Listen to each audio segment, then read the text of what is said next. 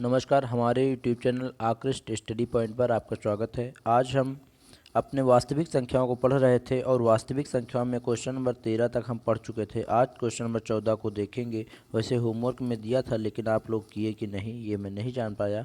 आप लोग कमेंट भी नहीं किए। अब हम क्वेश्चन नंबर 14 की ओर चल रहे हैं। क्वेश्चन नंबर 14 कह रहा है कि कोई संख्या में 65 है और 117 है। इसका HCF आपको ज्ञात करना है और HCF ज्ञात करके उसको कुछ इस रूप में लिखना है। मीन्स 65x लिखना है और प्लस का ये 117y इसके रूप में लिखना है। इसका मतलब ये हुआ कि इन दोनों का HCF आप निकालिए और इसके बराबर में जो भी HCF आए उसे रख दीजिए। और ऐसे रखने पर आप x और y की वैल्यूज़ फाइंड करिए कि ये किस x की क्या वैल्यू होगी और y की क्या वैल्यू होगी, तो इसको संतुष्ट करेगी। तो चलिए चलते हम देखते हैं कैसे इसको सॉल्व करते हैं। तो इसे हम सॉल्व करेंगे यूक्लिड विभाजन प्रमेयिका विधि से। यूक्लिड विभाजन प्रमेयिका विधि आपको क्या कहती है कि जो भी दिया होता है छोटी सी संख्या, उससे बड़ी वाली संख्या को भाग करते हैं। जितने बार में जाए, जैसे भाग एक बार में गया तो 65 एकम 65 घटा दिया 117 से 65 तो 52 आया। और जो भी शेषफल आता है उस शेषफल से पुनः आपको भाजक को भाग करना होता है। मीन्स 65 को करेंगे तो 52 एकम 52 घटाएंगे 13 आएगा। 13 ये शेषफल बना, इस शेषफल से अब पुनः 52 को भाग करेंगे। अब 13 चौके 52, 52 पूरा पूरा कट गया और शेषफल क्या आ गया 0। जिस समय शेषफल 0 आ जाए उस समय जो भाजक होता है, मीन्स भाग जिससे किया जाता है, वही आपका क्या होता है HCF होता है। तो 65 और 117 का जो HCF हुआ वह कितना हुआ भैया 13। और जो HCF हुआ 13 उसी को हम इस रूप में लिखना था हमें। तो 65x प्लस 117y के बराबर में 13 लिख दिया। और समीकरण 1 में देखा x बराबर अगर 2 रखा जाए, y बराबर -1 रखा जाए तो समीकरण संतुष्ट करेगा। यही आपका आंसर हो जाएगा। इस प्रकार से क्वेश्चन नंबर 13 खत्म और क्वेश्चन नंबर 14 भी खत्म हुआ। अब चलते हैं क्वेश्चन नंबर 15 की ओर और देखते हैं क्वेश्चन नंबर 15 क्या कह रहा है। क्वेश्चन नंबर 15 हमारा कह रहा है कि एक कमरे की लंबाई, चौड़ाई और ऊंचाई क्रमशः 8 मीटर 50 सेंटीमीटर है, 6 मीटर 25 सेंटीमीटर है, 4 मीटर और 75 सेंटीमीटर हैं। सबसे लंबी छड़ की लंबाई ज्ञात कीजिए जिससे कमरे की विमाएँ पूर्ण रूप से मापी जा सकती हों। जब इस तरह का क्वेश्चन पूछे कि सबसे लंबी क्षण ज्ञात कीजिए, इसका मतलब अधिकतम लंबाई की, means highest common factor means HCF आपको फाइंड करना है। किसका? इन तीनों, मतलब इन तीनों विमाओं का।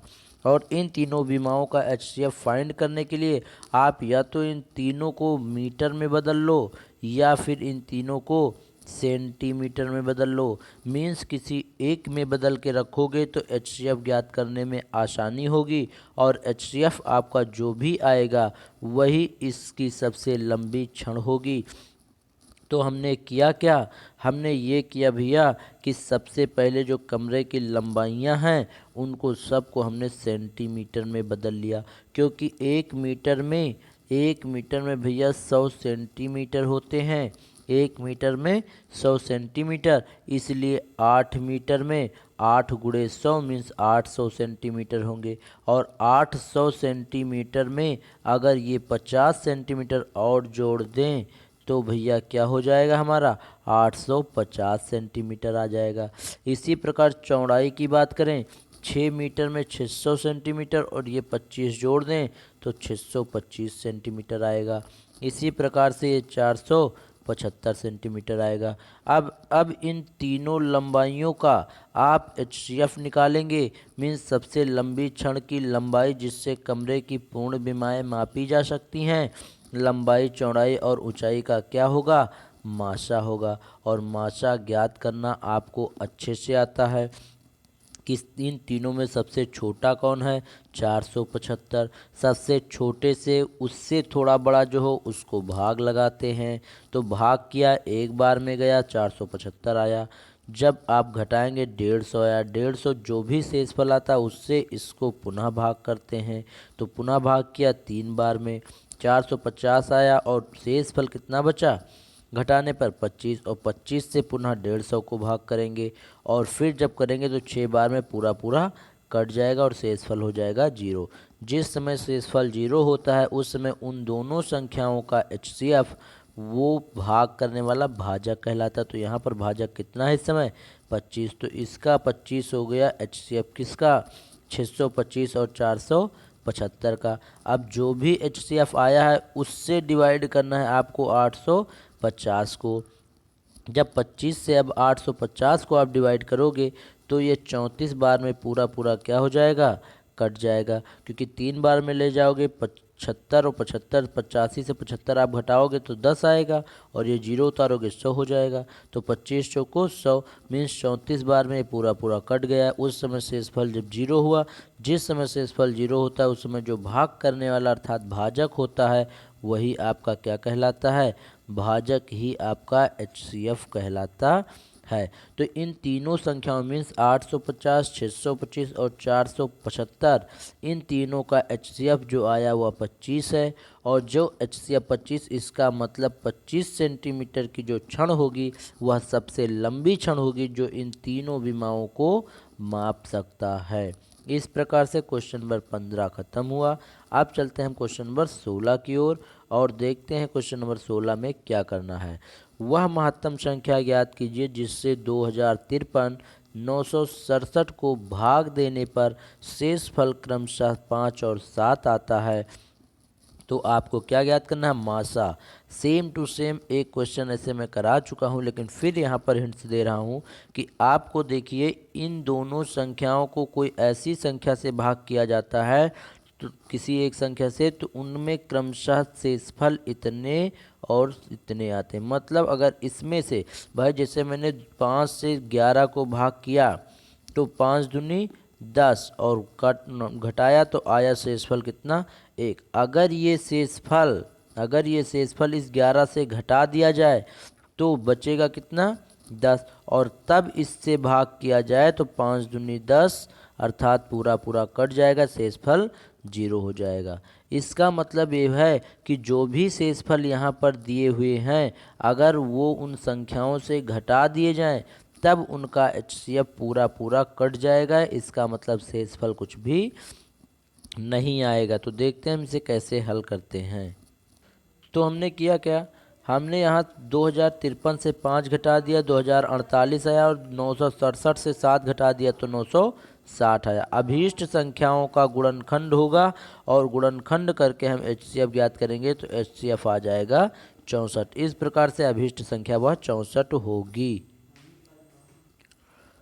वह संख्या, अब 17 नंबर क्वेश्चन है, वह महत्तम संख्या ज्ञात कीजिए जिसमें इन तीनों संख्याओं को भाग देने पर शेष फल क्रमशः 7, 11 और 15 आता है।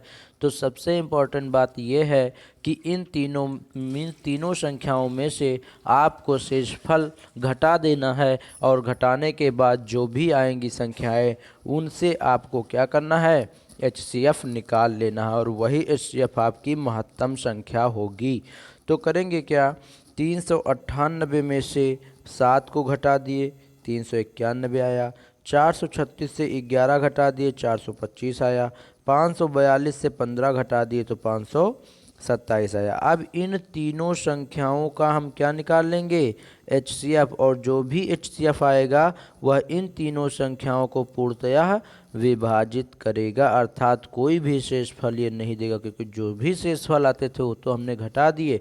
जैसे अभी उदाहरण में बताया था कि मान लीजिए 5 से हमने 12 को डिवाइड किया तो 5 दूनी 10, ये आएगा शेषफल 2, और जो शेषफल आया अगर इस 12 में से घटा दिया जाए तो फिर जो भी संख्या मिलेगी वह हमारे भाग करने वाली संख्या से पूरा पूरा कट जाएगी। मतलब अगर 2 12 से घटा दें 10 मिलेगा, और 10 तो 5 से पूरा पूरा कट ही जाएगा ना। इसका मतलब अगर इसी प्रकार से 2-3 संख्याएं दी हों और उनका HCF निकालना हो तो उसमें से जो भी शेषफल आ रहे हैं अगर शेषफल घटा दिए जाएंगे तो HCF पूरा पूरा निकल आएगा।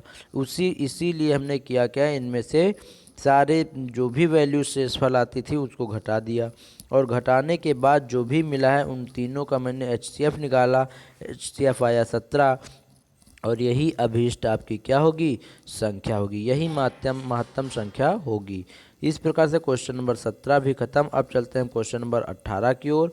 क्वेश्चन नंबर 18 हमारा क्या कह रहा है, बहुत ध्यान से देखेंगे। सेम टू सेम क्वेश्चन ऐसे है कि वह महत्तम संख्या ज्ञात कीजिए जिसमें 546 व 764 को भाग देने पर शेषफल क्रमशः 6 और 8 प्राप्त होते हैं। सेम कार्य करना है, 546 से 6 घटा दीजिए, 764 से 8 घटा दीजिए, जो भी मिला उसका आप HCF निकाल लीजिए। मासा चाहे गुणनखंड विधि से चाहे भाग विधि से आप निकालेंगे तो 108 आएगा और 108 ही आपकी अभीष्ट संख्या होगी। इस प्रकार से क्वेश्चन नंबर 18 भी खत्म। आगे के क्वेश्चन हम अगले वीडियो लेक्चर में लाएंगे।